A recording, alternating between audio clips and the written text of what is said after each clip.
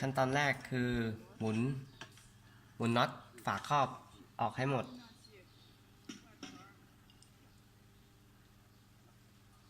แล้วก็ขั้นตอนต่อไปคือหมุนฝาวาล์วน้ำมันแล้วก็ปล่อยน้ำมันนี่คือต้องปล่อยให้หมดนะครับ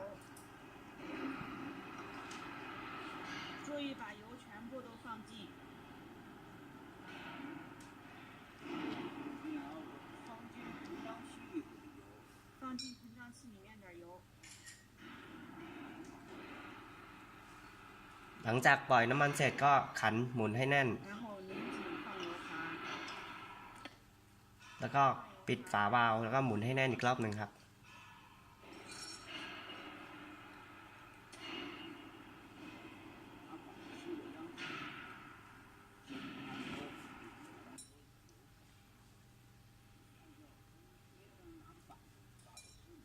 ขั้นตอนต่อไปก็คือ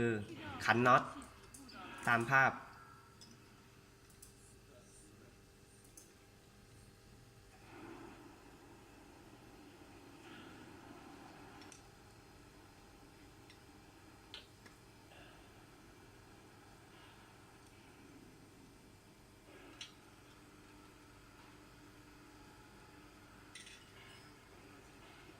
แล้วก็หลังจากนั้นก็ถอดชิ้นส่วนตามที่เขาถอดออกครับแล้วก็ขันน็อตด้านในให้แน่น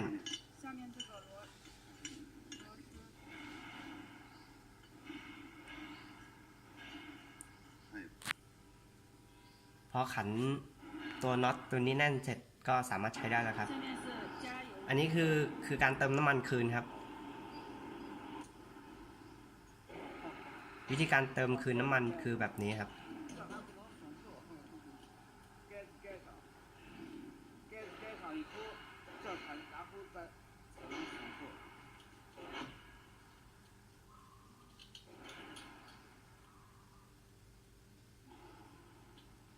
นี่คือการติดเติมน้ำมันเสร็จแล้วก็ฝาครอบจากนั้นก็ขันน็อตให้เหมือนเดิม